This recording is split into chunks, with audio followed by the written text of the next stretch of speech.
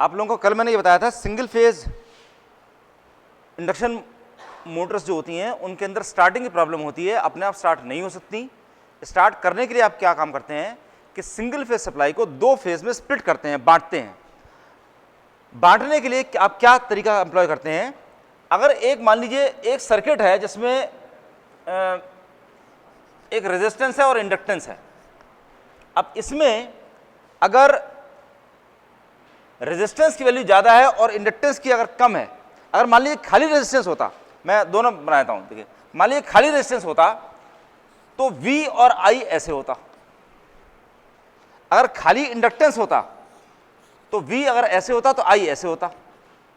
अब रेजिस्टेंस और इंडक्टेंस दोनों अगर हैं तो इसका मतलब क्या है, V तो यही रहेगा, I पूरी प्योर रेजिस्टेंस में पूरी तरह से वोल्टेज के फेज में रहेगा।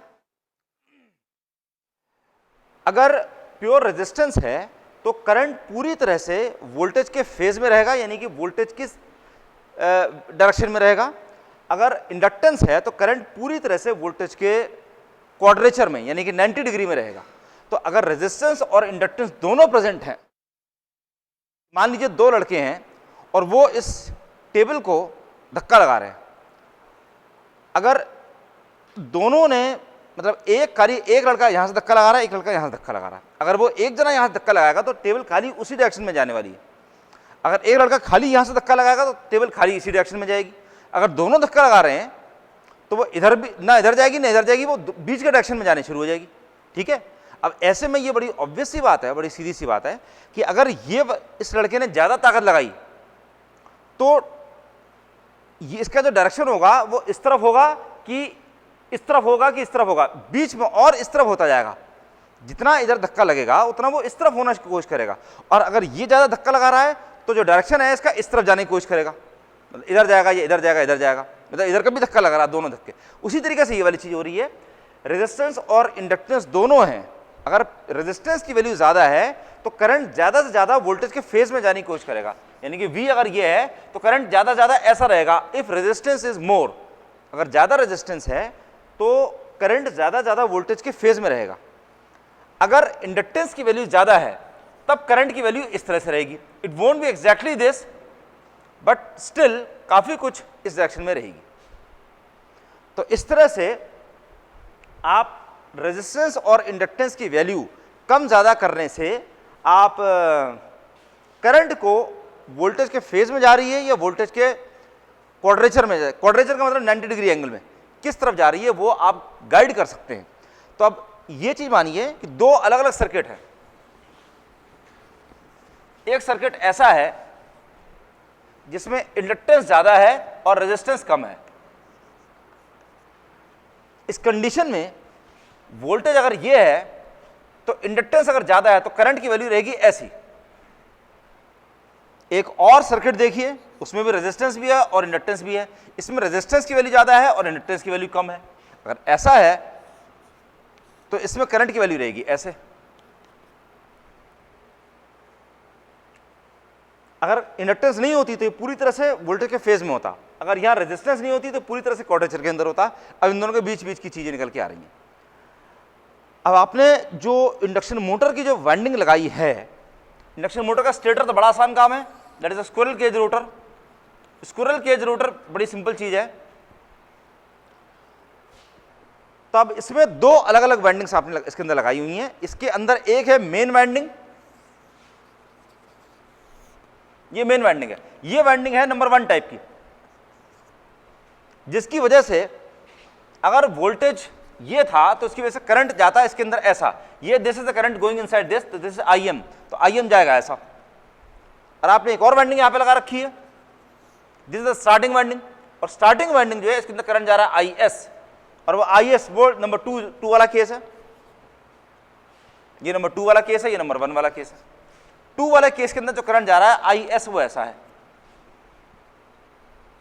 और जो करंट टोटल सप्लाई में से जो लिया जा रहा है वो करंट I है, और वो करंट ये वाला है I।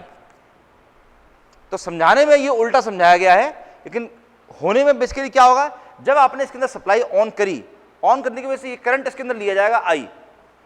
ये करंट I दो पार्ट के अंदर डिवाइड हो जाएगा, IS में और IM में।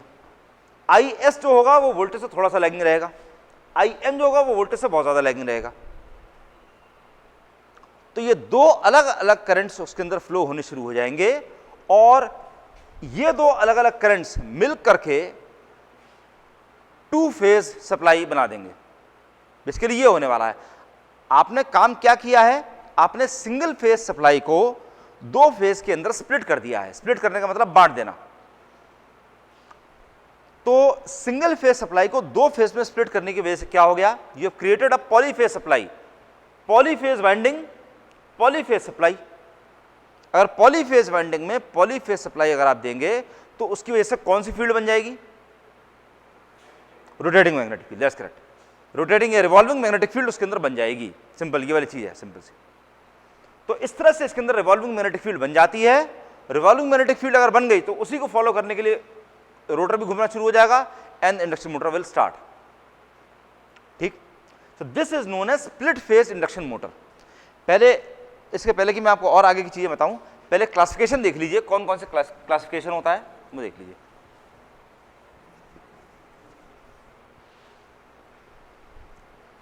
Classification of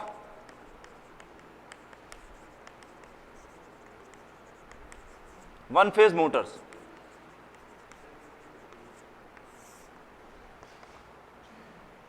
category number 1 is induction motors,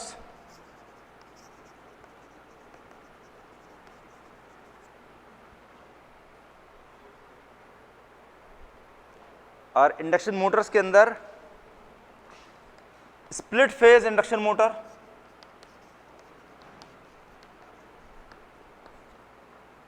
एक है capacitor start induction run motor, capacitor start induction run. Third is capacitor start capacitor run motor. Fourth is permanent capacitor motor.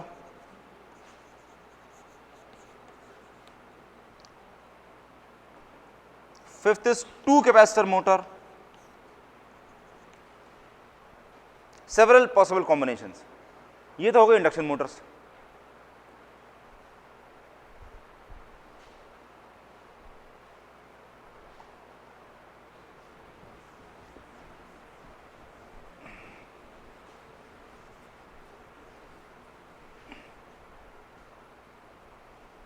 Category number 2 is series Motors, commutator Motors.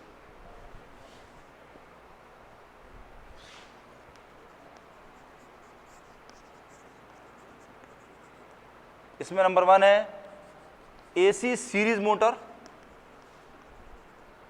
Number 2 है universal motor.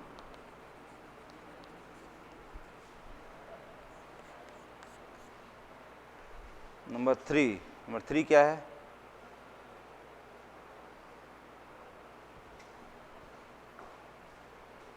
Number 3 है unexcited synchronous Motors.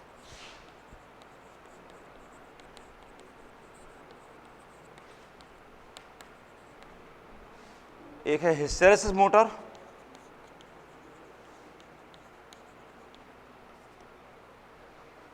Hysteresis motor, और एक और कौन सी थी,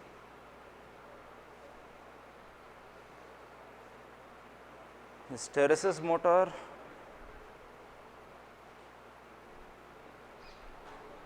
अच्छा by the way इसके अंदर एक और आती है shared pole motor.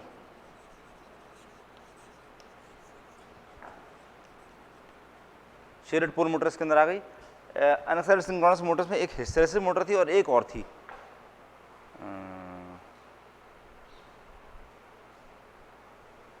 Which I don't remember क्या थी, मैं याद करके अगली बार बता दूंगा। In any case unexcited synchronous motors आपके कोर्स में है नहीं, डजंट मैटर। इसके अलावा एक कैटेगरी होती है reluctance Motors.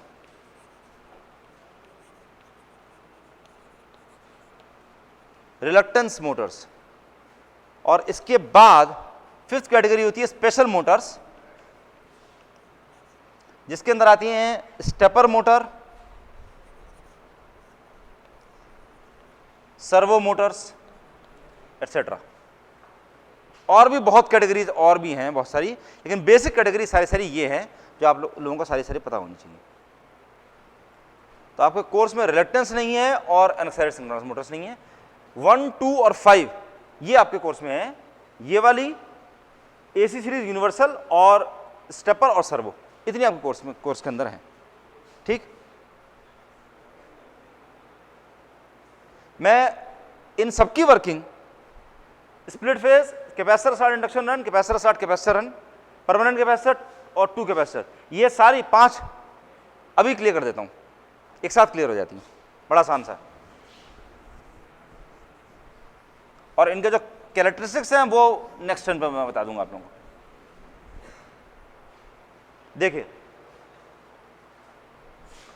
Split phase induction motor मैंने अभी बताई आपको।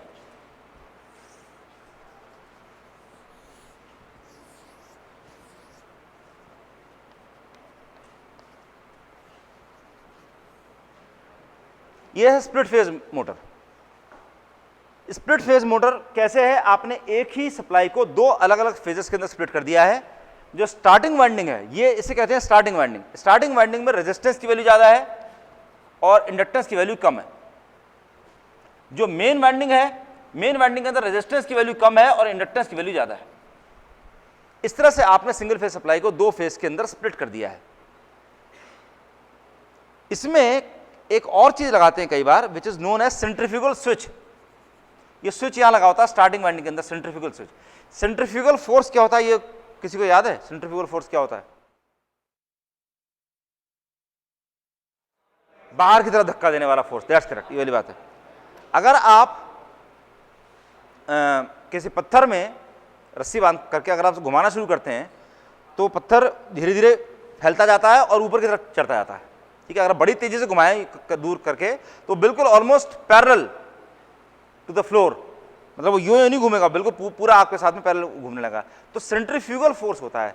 सेंट्रीफ्यूगल फोर्स वो धक्का वो होता है, फोर्स होता है, अगर आपको गोल गोल घुमाया जाए तो वो आपको बाहर की तरफ पुश करता है, बाहर की तरफ धक्का देता है। ठीक, तो वैसे ही इस मोटर के अंदर रोटर के ऊपर, जो रोटर है, रोटर के ऊपर एक स्विच लगा रखा है। वो स्विच स्प्रिंग से बंद रहता है, स्प्रिंग ने उसे खींच के रखा हुआ है अंदर। जब रोटर घूमना शुरू करता है तो उसमें सेंट्रीफ्यूगल फोर्स लगता है, वो स्विच को बाहर खोलना चाहता है। तो एक लिमिट के बाद जैसी स्पीड एक लिमिट से ज्यादा हो जाती है तो जो सेंट्रीफ्यूगल फोर्स है, जो उस स्विच को बाहर की तरफ धक्का देने वाला है, वो फोर्स ज्यादा हो जाता है और स्प्रिंग फोर्स जो उसको खींच के रखे हुए था, स्प्रिंग फोर्स से ज्यादा हो जाता है, तो सेंट्रीफ्यूगल स्विच खुल जाता है। सेंट्रीफ्यूगल स्विच आप लिटरली ये समझ लीजिए, सेंट्रीफ्यूगल स्विच ऐसा स्विच है जो स्पीड से एक लिमिटेड, एक डेफिनेट वैल्यू ऑफ स्पीड से कम अगर स्पीड है तो स्विच बंद रहेगा। बंद रहेगा का मतलब उसके अंदर से पावर जा रही है। अगर एक लिमिट से ज्यादा स्पीड हो जाती है तो स्विच खुल जाएगा, दैट्स ऑल। तो इसमें नॉर्मली क्या हो रहा है, जिस टाइम स्पीड कम है, स्पीड 0 थी, उस टाइम स्विच बंद है। इसका मतलब ये वाली वाइंडिंग लगी हुई है। अब आपने जब इंडक्शन मोटर स्टार्ट करी तो इसके अंदर भी सप्लाई जा रही है, इसके अंदर भी सप्लाई जा रही है। दोनों के अंदर सप्लाई जाने की वजह से रिवॉल्विंग मैग्नेटिक फील्ड बन रही है और इंडक्शन मोटर स्टार्ट हो जाती है। जब इंडक्शन मोटर स्टार्ट होने के बाद में उस स्पीड पकड़ती है, it gradually increases the speed, तो स्पीड एक लिमिट के बाद जैसे ही बढ़ती है तो ये स्विच खुल जाता है। अब क्या है, इसके अंदर करंट जाना खत्म हो गया, अब खाली एक करंट जा रहा है और वो पूरा करंट इसके अंदर जा रहा है, दिस IM, और इसमें से बाहर जाए, इसके अंदर करंट जाना जरूर बंद हो गया। इसका फायदा क्या है, इसका फायदा क्या है कि आपको करंट की वैल्यू थोड़ी कम हो जाती है। करंट ज़्यादा, मोटर जो है ज़्यादा करंट नहीं लेती, करंट की वैल्यू थोड़ी कम हो जाती है क्योंकि एक्सेसिव करंट, स्टार्टिंग वाइंडिंग वाला करंट जाना कम हो जाता है। लेकिन नुकसान क्या है कि उसकी वजह से मोटर का पावर फैक्टर बिगड़ जाता है और टॉर्क की वैल्यू भी उतनी अच्छी नहीं रहती। ऑल्दो इतना आपको पता है कि एक बार अगर स्टार्ट हो गई तब आप स्टार्टिंग वाइंडिंग हटा दीजिए, फिर मोटर चलती रहेगी। तो दिस इज बेसिकली दिस। अगर इसका कर्व जो था, टॉर्क स्पीड कर्व, वो भी मैं बनाता हूं, यहीं पर ही बनाता हूं नीचे।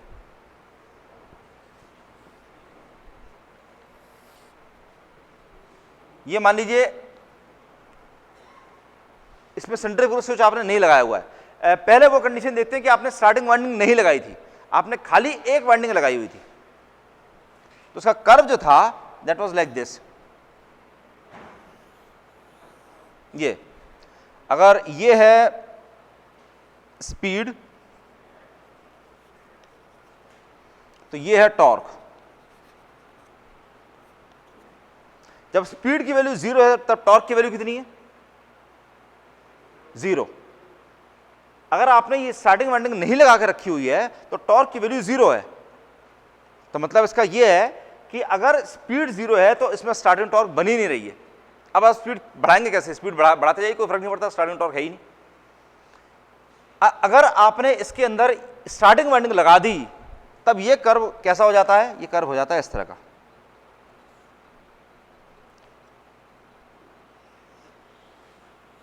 ये कर्व हो जाता है। As you can see 0 speed पर थोड़ी सी आपको स्टार्टिंग टॉर्क मिल रही है, दैट इज एनफ। उसकी वजह से मोटर स्टार्ट हो जाएगी, चलती रहेगी। अगर आपने इसके अंदर सेंट्रीफ्यूगल स्विच लगा दिया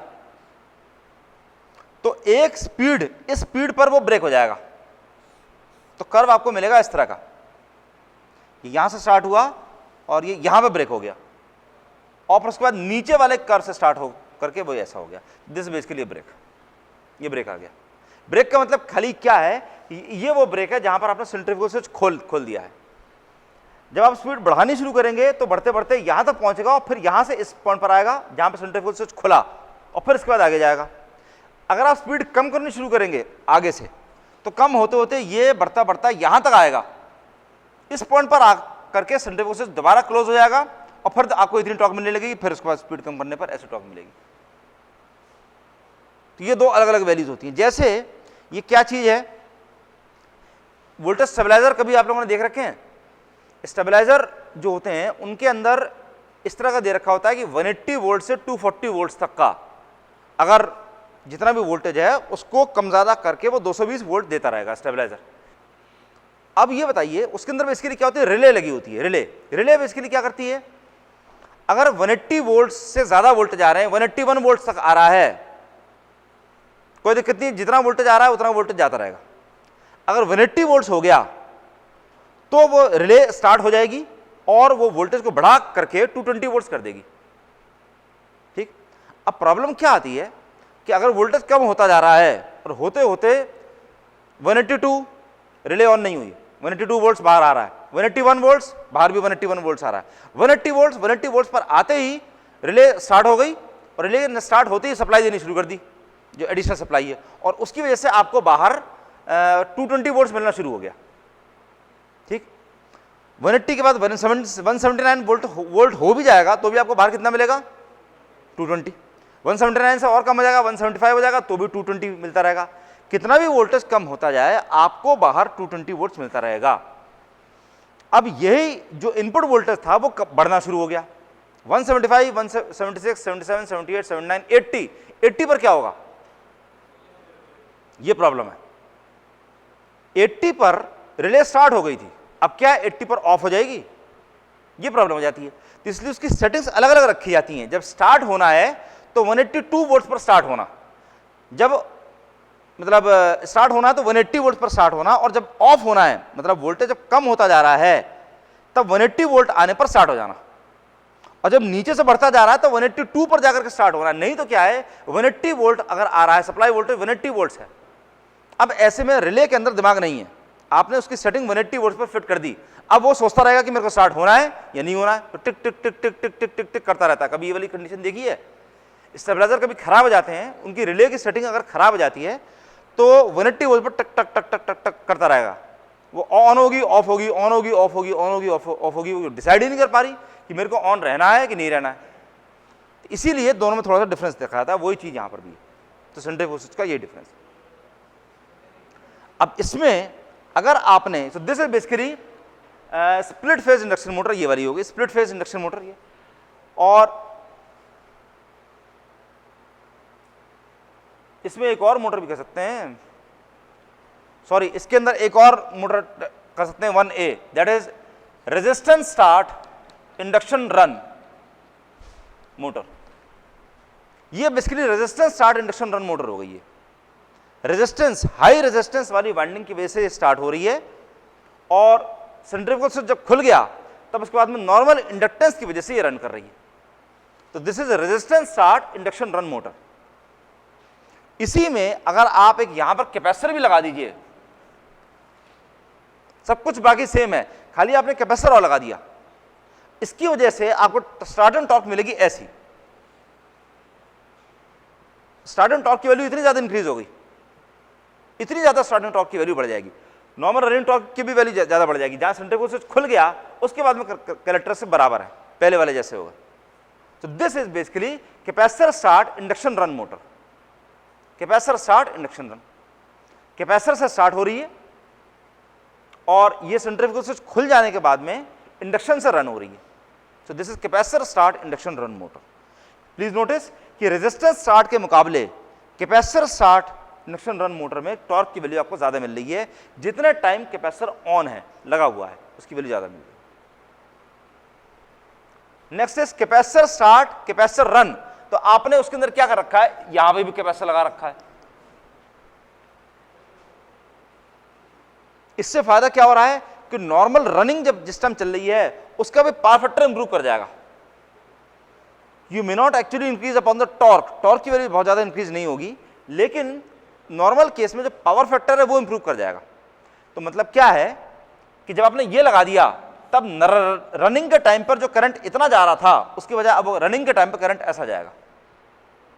आप चाहते बेसिकली क्या है, ये बॉटम लाइन ये है, you always want the current to be totally in phase with the voltage. हमेशा चाहे कैसा भी लोड लगाएं, हम ये चाहते हैं कि वो करंट हमेशा वोल्टेज के फेज में रहे, हमेशा ये चीज चाहते हैं। तो जितना फेज में रहेगा उतना पावर फैक्टर ज्यादा हो रहा है। पावर फैक्टर की वैल्यू क्या है, मतलब पावर फैक्टर का फायदा क्या है, पावर फैक्टर का फायदा क्या है कि जितनी पावर आपको दी जा रही है उसमें से ज्यादा आप यूटिलाइज कर सकते हैं। ये बेसिकली फायदा है। वील एक्सप्लेन इट बाद में मैं और डिटेल में एक्सप्लेन कर दूंगा। ठीक। Permanent capacitor motor,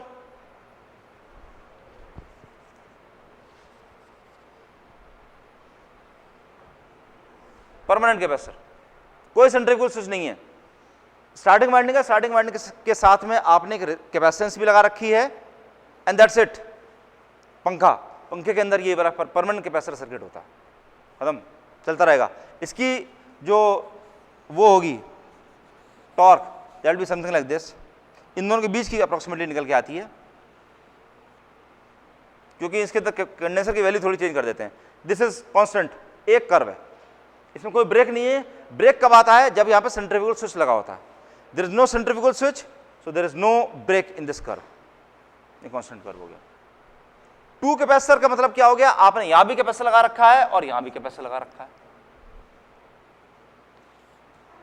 this is two capacitor motor. तो अलग अलग स्पीड और टॉर्क रिक्वायरमेंट्स के हिसाब से आप अलग अलग तरह की सेटिंग्स इसके अंदर कर सकते हैं। Right, we have covered all the induction motors. अब शेडेड पोल मोटर रह गई और बची हुई motors will cover next time.